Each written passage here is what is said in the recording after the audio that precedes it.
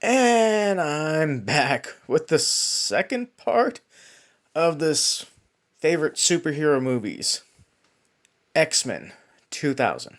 This was interesting. Prior to this, the only ways people mostly knew the X-Men franchise was through Fox cartoon, comic line.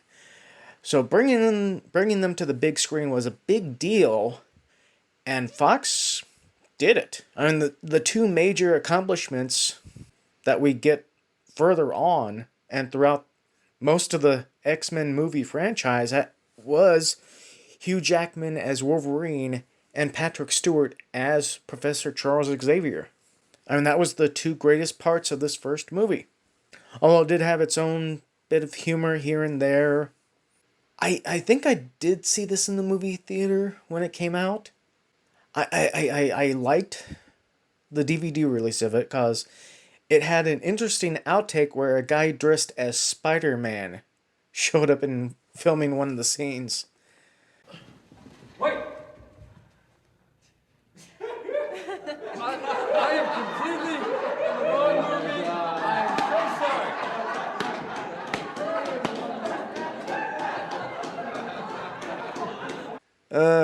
That was funny.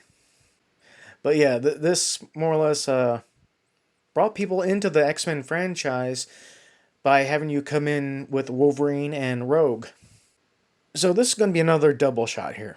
Spider-Man 2002 and Spider-Man 2 2004. Now, both of these movies I saw in the theater many times. The first Spider-Man movie was great. Absolutely great. I loved this version of Peter Parker. And Spider-Man 2 was just better. Superman Returns 2006. This was a great attempt. This was a great attempt to continue the legacy of the Christopher Reeve movies of Superman. But it has too much stuff in it. It has a lot of stuff that could be cut out. I mean, from what I saw and heard, this runs way too long. Like I said, I like what they try as a tribute on this. I remember seeing this in the movie theaters and liked it. I really liked it.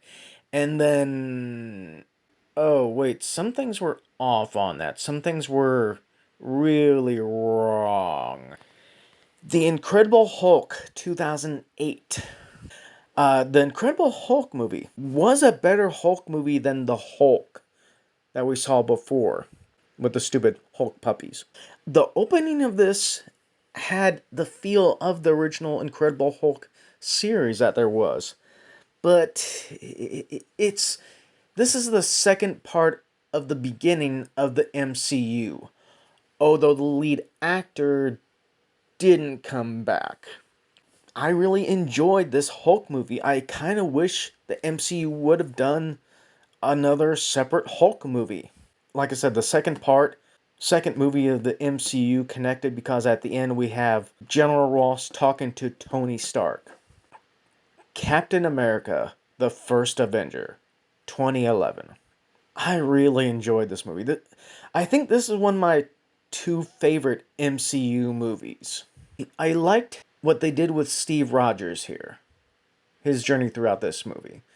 From being the shriveled up young man who wanted to do good for the country, to more or less this movie leading into the Avengers.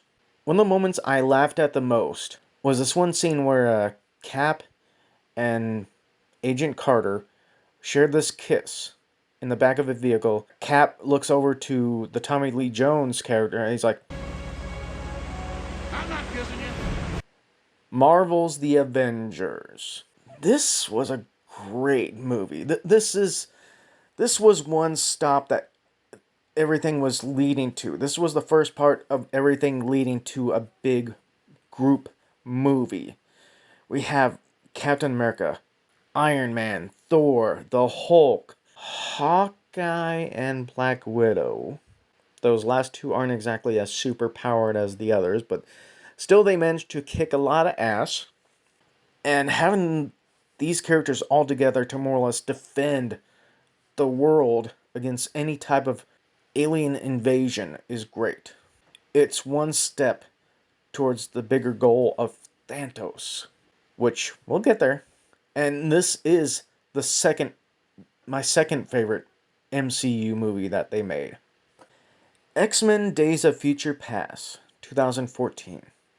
This was a nice way to send off the original characters in the X-Men films and kind of help continue what was going to be the next generation of the X-Men characters. Because we had a new set of X-Men by way of X-Men First Class, and this Days of Future Past kind of combined them with the ones from the original X-Men movie. So we got to see James McAvoy, Charles Xavier, somewhat chat with Patrick Stewart's Charles Xavier. I didn't read the comic that this is based off of, and I barely remember something like this in the animated series. Guardians of the Galaxy 2014. The idea of introducing new characters, let alone a new team, in the MCU to help lead up to the Thanos battle. I kind of thought maybe it wouldn't be as popular, but because it is Marvel, it did become popular. People loved the Star-Lord character. People loved Groot. Oh, especially Groot. Groot was cute and destructive at the same time. I have this one on here. I do not have the Volume 2 sequel on this list because, to me, it wasn't really needed. I mean, it was nice to see these characters continue. This was an awesome MCU movie. Deadpool 2016. Much like the Avengers and the Guardians of the Galaxy, Deadpool I did go see with the crew of Phantom Night. It was a fun R-rated movie in some spots. In other spots, it was awkward. And this is another case where I didn't have the sequel listed in my favorite superhero movies. I love the fact that this only came about because Ryan Reynolds somehow filmed and put together kind of a pilot to get some people on board for this Deadpool movie. And no doubt he wanted to get a better superhero movie over what he was in with the Green Lantern movie. Of course, we still kind of have to question what the MCU will end up doing with the Deadpool franchise now since it's theirs. Wonder Woman 2017. I'm going to say this, I don't give a shit what anybody else says. To me, Wonder Woman is the best DC MU movie. It looked better than Man of Steel. It looked better than Batman v Superman. It looked better than Justice League. Even the acting felt better. The sound effects sounded better. I thoroughly enjoyed this DC movie. And I don't really like the DCMU franchise. And this was one of those movies I actually enjoyed from it. I mean, I already gave my opinions on the Man of Steel movie. Spider-Man Homecoming 2017. So this is the first standalone Spider-Man movie post Captain America Civil War. And technically it's more of a Spider-Man and Iron Man team-up movie. It was great having Michael Keaton on as the Vulture, because we could get some of those Batman vibes from him still in this role. The one thing I don't like about this version of Spider-Man, of this version of Peter Parker, is he looks like he's a freshman in high school. Yet, when he got his powers, wasn't he like a sophomore? Thor Ragnarok 2017. So among all the Thor standalone movies, I loved this one. I saw the Dark World, the second Thor movie, in the movie theaters. I tried to watch the first Thor movie. This one was fun. To me, this was a great watch. Because we have Thor fighting the Hulk, again, much like we saw in the first Avengers movie. And we have some funny banter between Thor and the Hulk, along with Thor and Banner. And we kind of get stuff that leads up to the Infinity War. I think overall, this is the best Thor movie, period. Avengers Infinity War and Avengers Endgame. So this is another 2-in-1. It's the last parts of the MCU arc that they were doing. Infinity War is where Thanos came to Earth. First, he sent his guys to try and get the rest of the stones, at least the ones on Earth. And we get to see Thanos fight the Hulk, Hulk get his ass whipped, and we don't really see the Hulk again until the Endgame movie. There's a lot of stuff in the Infinity War movie and Endgame that is lovable quotes that everyone likes to say over and over again. I mean, I know in Infinity War there's one thing that's like, sorry, Earth is closed today. The fact that in the Avengers movies, most of them we saw the Avengers win. In Avengers Infinity War, at the end, we lost. Thanos made the snap with Avengers Endgame. In the story, in the Avengers world, 5 years have passed since the snap and the start of Endgame, and people are dealing with it. We have heroes scattered across the universe, and it ends up becoming a great ending point for this MCU arc. From Steve Rogers having a great ending to Tony Stark sacrificing himself so he can save everyone. It's a great ending.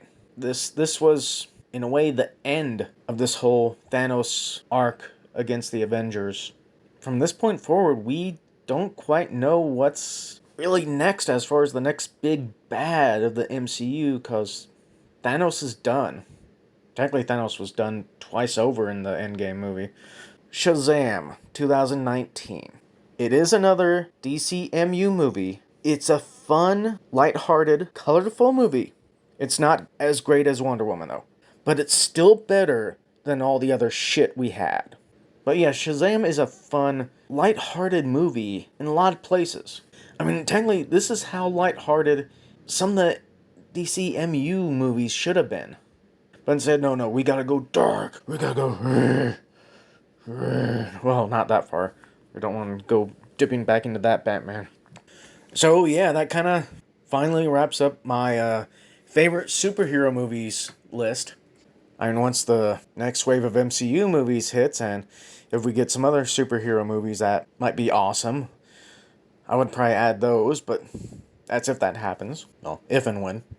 But I don't think I'll be adding to this because, I don't know, some of these are my favorite movies, period, as well, too. From Superman, to the Turtles, to the original Spider-Man movies. Now, I'm sure anyone else watching or listening to this probably has their own favorite superhero movies as well. I mean, if you have some of the same ones as I do, hey, good, great. I mean, maybe you can share some of your favorite memories of these movies as well. So, until next time, bye.